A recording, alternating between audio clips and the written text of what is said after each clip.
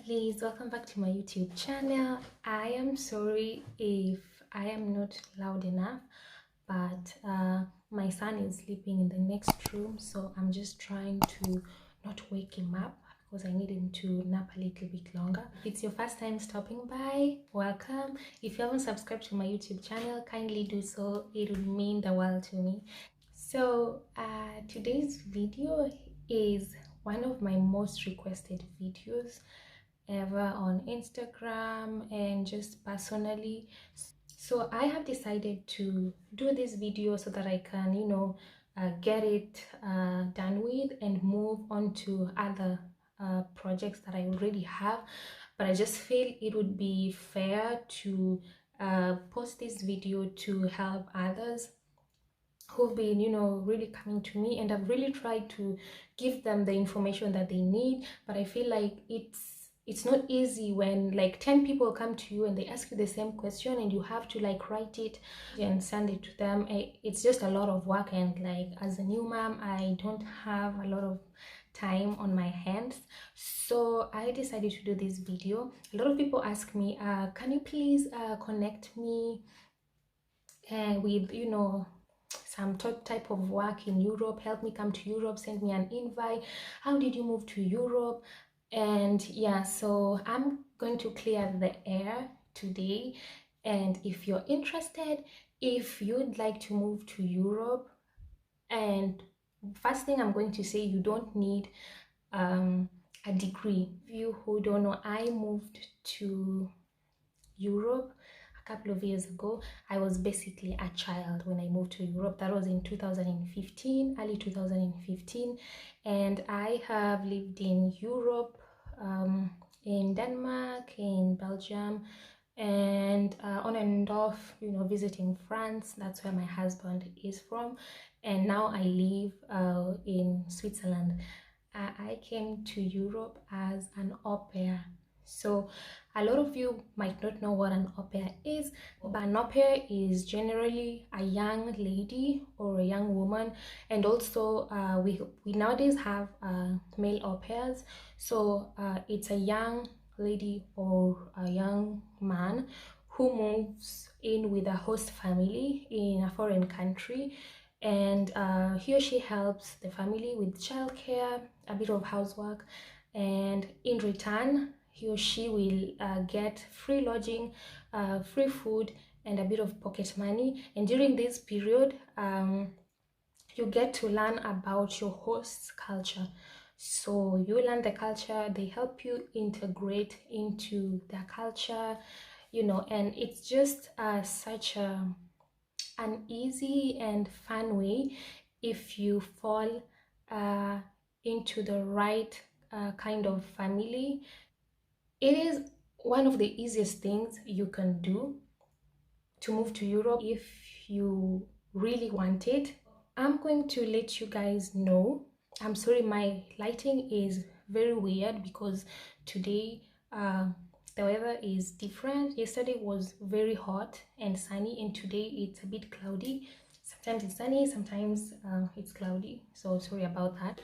If you are between the ages of 18 and 30 years and you'd like to move to Europe, you don't have a degree, you only have a high school certificate, or I'd say a high school diploma, this is the video for you. So take your pen and paper. I have my notebook here and a pen. If you see me looking down, it's just that I'm looking at the key points that I've put down to help me make this video as short and easy and simple as possible for you guys. You are here, one thing you need to know, it's not easy finding a family. Like, it took me months to find a family, but I was patient and I knew what I wanted, so I just kept going. Like, all those negative responses, oh sorry, we want somebody who's already in Europe, or oh, we already found another girl, and blah blah blah. But I was like, I really need this, so I'm gonna put in the most effort that I can, and I know at the end of it all I'm gonna get a family. So that was already in 2013, and I got my first positive reply. So mark you, I applied to this family when they already had like 40 something applicants. So that's why I'm saying, if a family is meant for you, it will be for you. So just keep going, apply as many times as possible. And yeah, so I'm gonna let you guys in on how to go about finding a family. So there are a lot of websites out there for au pairs wanting to find families and vice versa. So the most trusted website I am going to stress on is aupairworld.com. So write that down, aupairworld.com. This is where I found all my families. But thing is, it also depends on which country you're trying to go to. So for me, initially, I wanted to go to Austria or Germany because I had some basic knowledge of German, but it never worked out. Actually, the first family I found was from Austria, but it just didn't work out. That was like the most stressful part of it for me, because I had made my application and that lady was just so impatient, and at the end of it all, I had spent money, my documents were already in Austria, and so I get an email from the husband like, oh sorry, my wife is just too impatient, so we are gonna have to get somebody from Europe. So I had to ask for my documents to be sent back, and can you imagine getting that close to then I hit such a setback, and I did not give up. And the second family I got was from Denmark. So this is how Au Pair World works. There are families, and there are also au pairs that create profiles there. So you as an au pair, sometimes you get applications from families, host families, sometimes you have to apply yourself.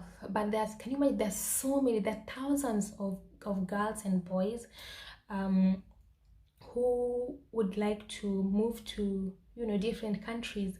So if there are like 500 or 500 families, there's probably triple this number of au pairs wanting to apply to different families. So what you need to do is you need to create a profile. Your profile must be complete for families to be able to kind of get to know you before getting to talk to you in person. First step, create a profile, and I've said a complete profile.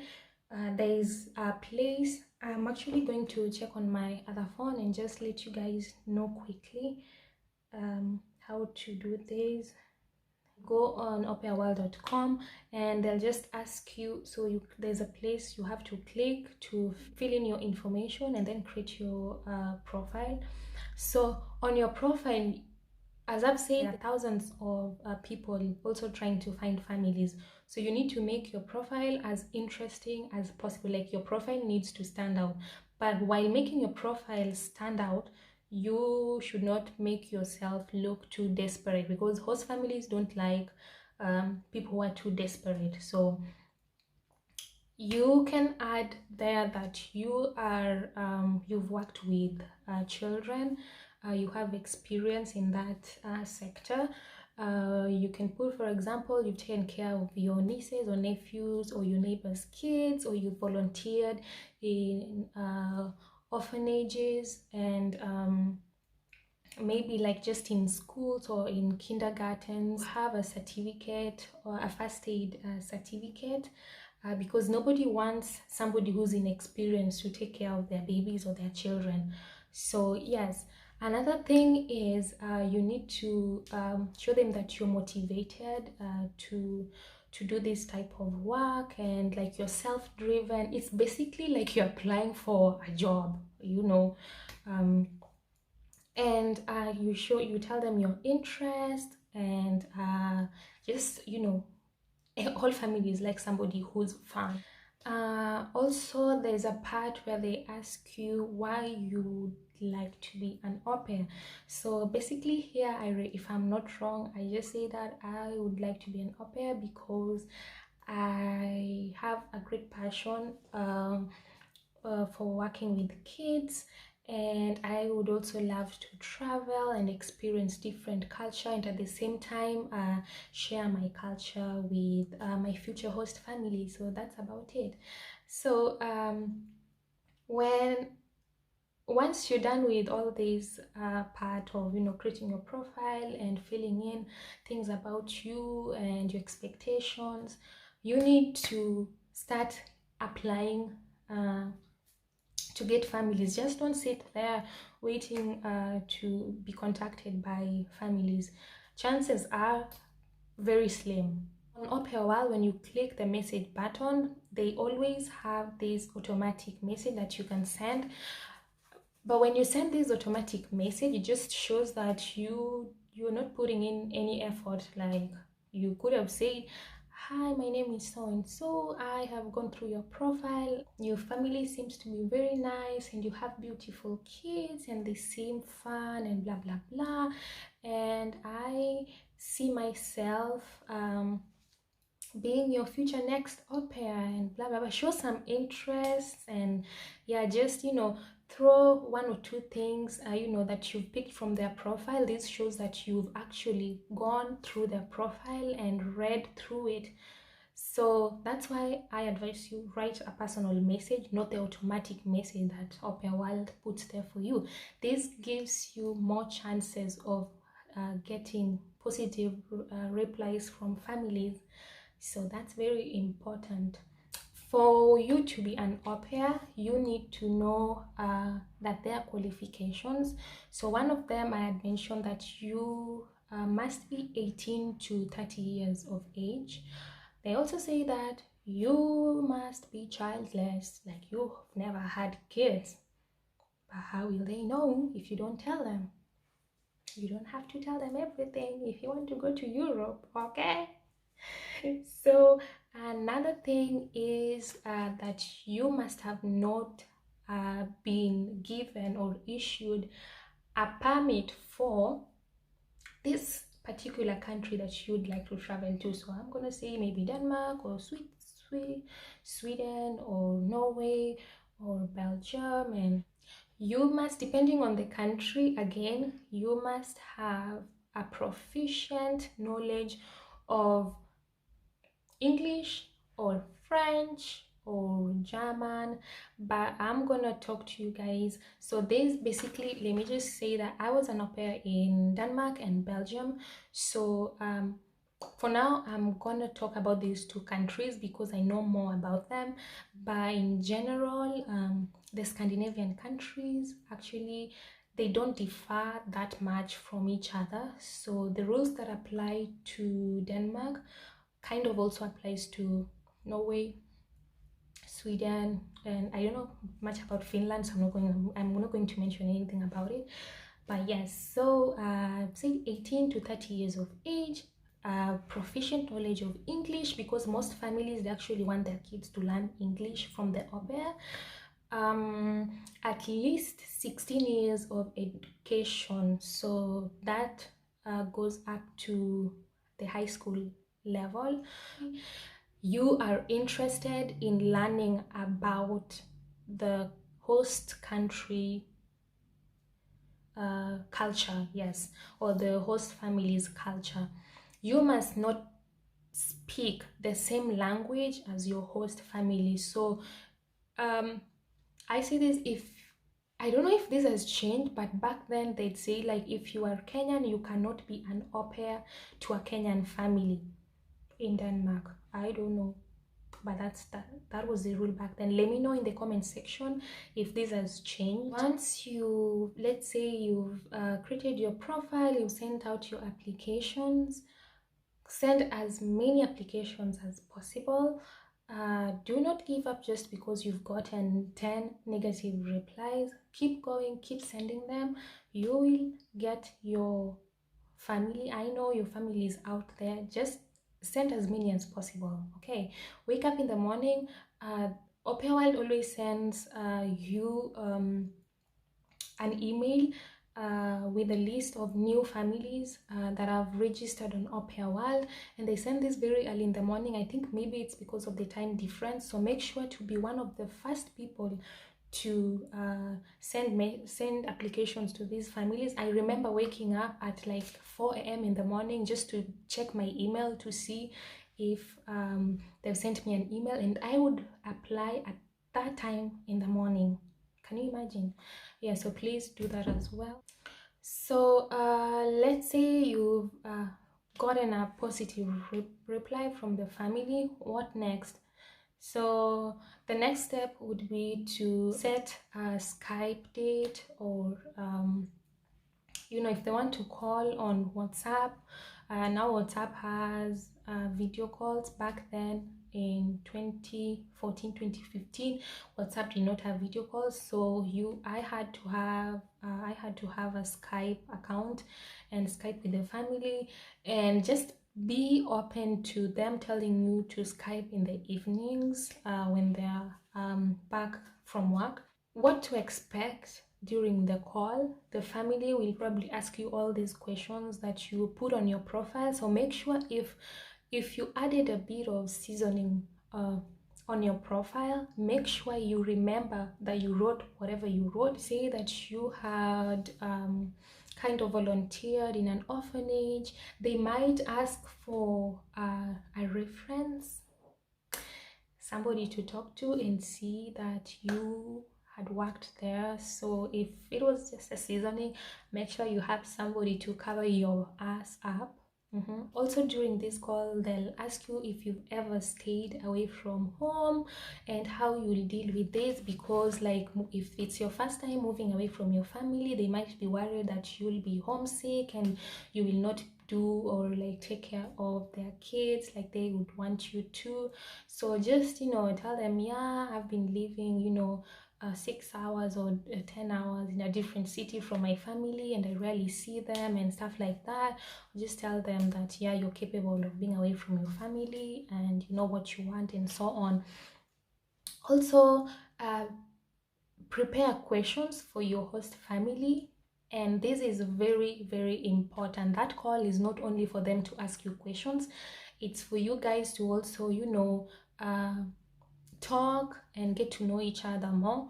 Ask them about where they live, about their kids. Like, you need to prepare yourself, reread their profile, know the kids' names and age. If they're going to school, ask them like, oh, how do they find it in school? Have they adapted well if they're still young, or like they've just moved to kindergarten and stuff? Ask them about what they like doing as kids, what they like eating, and what they do during the weekends. And if they also have family around, if like what they do for a living too. Like, oh, I saw you wrote you own a company, would you mind telling me more about your company?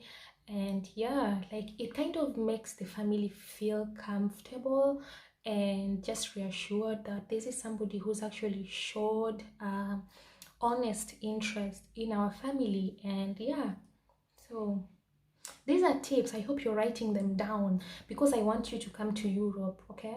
I want you to see a different world.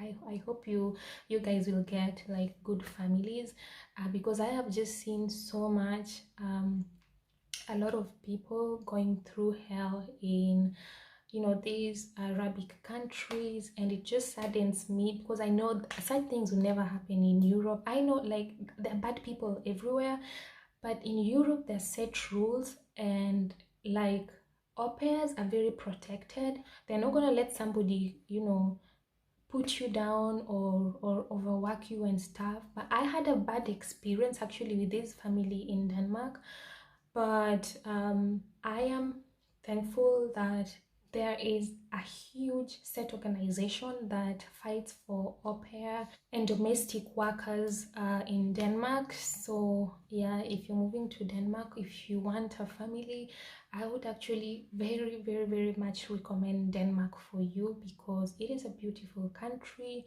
and yeah, you will be much safer there. It doesn't mean that they're not you might not fall into a bad family.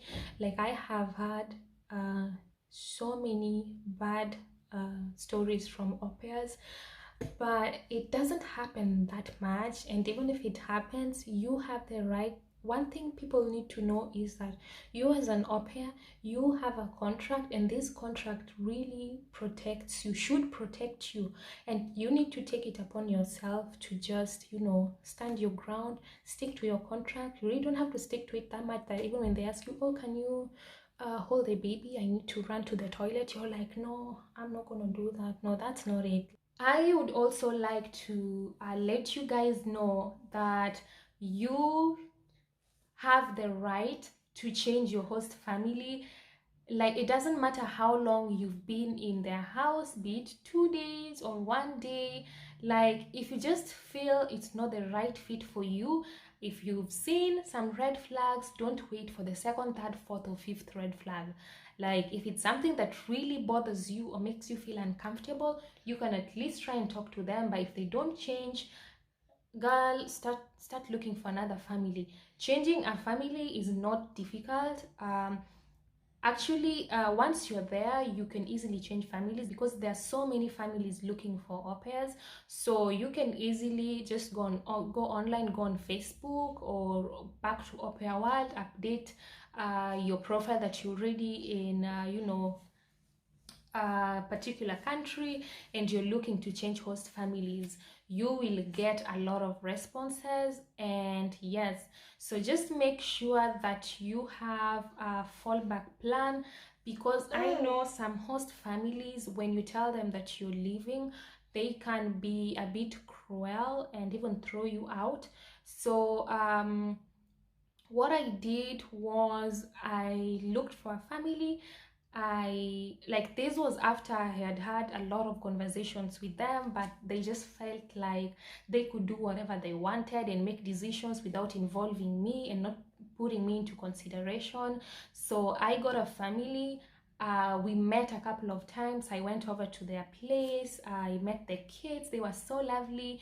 So we went and did an application, and that same day I did my application, I gave them my, you know, resignation notice. So like that week, I had already talked with, you know, my new family and told them and asked them, like, I am going to give them my resignation. And so would it be okay if I move in as quickly as possible? If at all they tell me that they don't want me around anymore. And they said, yeah, sure. So yeah, you need to be smart. So now you guys have talked with the family, you've done your so-called interview, and they feel like you're a good fit for them. So usually they'll tell you at the end of the video, so we really liked meeting you, and we will get back to you in a day or two and let you know what our decision is. So you might have been happy, like, oh, I got a family and yes, I'm going to Europe. No, the minute you click off the interview with your family, continue applying to more families. Okay, the fact that you had this interview doesn't mean that they have taken you or that you're moving to Europe. Most of the time, and it has happened to me, not only me but so many people, families always disappear. You get like this good vibe from them, and you guys feel like you connected and you're just a perfect match, and then they go mute on you and you don't hear back from them. Or sometimes they come back and tell you, yeah, we are sorry, we really loved meeting you, but we have gotten a different girl. They'll probably tell you somebody who's already in that country. So what do you do? So that's why I'm saying, even after having a video call with this family, you need to continue applying and, you know, sending your applications everywhere. So now the family gets back to you and they tell you that we would love to host you as our next au pair or as our first au pair. What do you need to know about the family? What to expect, what to do, like how to prepare. I'm gonna give you a list of things that you need to know or things that you need to do. First, as a host family, what should they do? A host family must make sure that they pay for your flight to Europe. Actually, now in Denmark, they pay both ways to and from Europe if you're coming back to Kenya. All right. And another thing is that they need to pay for your insurance, your health insurance. Very important. Make sure the minute you get there, remind them to pay for your insurance, because I have had those stories where they're there for 6 months and they fall sick and apparently they don't have a health insurance. So sometimes I think it's just that some people forget, or some people just, push it aside. But just take it upon yourself to make sure that you have a health insurance from the family. They pay for that. The family must prove that they have an extra bedroom for the au pair.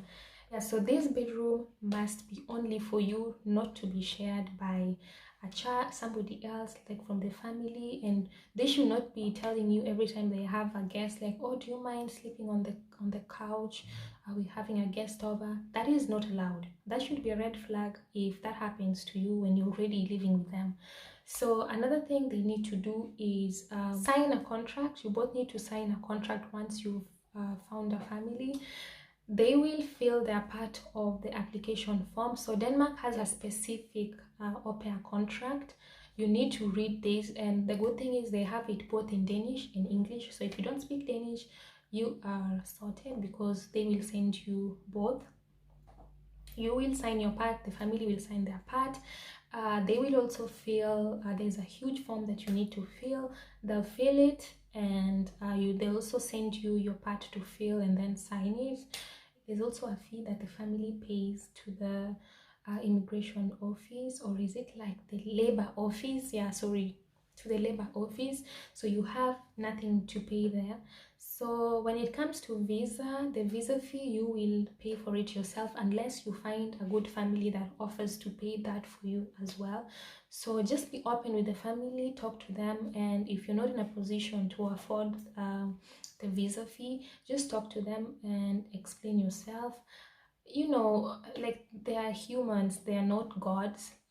They will probably understand and tell you that we can pay for it, but then we'll take it out of your first month's salary. So have an open mind and talk to them just like you'd be talking to your friends or your family, and yeah, so on. When you go there, you should know that you will be working for a maximum of 30 hours a week. You are also entitled to 1.5 days off every week. It's mostly advisable to be during the weekend, and sometimes you get families that give you the entire weekend off. You are also allowed to practice your religion, but the fact that you're allowed to practice your religion doesn't mean that you start reading Bible verses to their kids. Most of these families are not religious, so when you start to introduce religion to their kids, that might be a deal breaker, so don't do that. Family should also provide you with free food and lodging. So free food and lodging, meaning you don't pay rent, you don't pay food, okay? They will also pay for your language courses, and this is really good. I advise you to take language courses, and if you really want to integrate into a culture, the best thing to do is to learn the language. If you're in a good family, and you can also actually ask them to help you, practice, and if you have kids that are already speaking Danish, like of probably 3 to 6 years or even older, make sure you ask them to help you out. You can tell them to speak to you in Danish, even if they know a bit of English. Just push yourself, and that really helps. I believe that kids are actually the best teachers when it comes to learning a foreign language.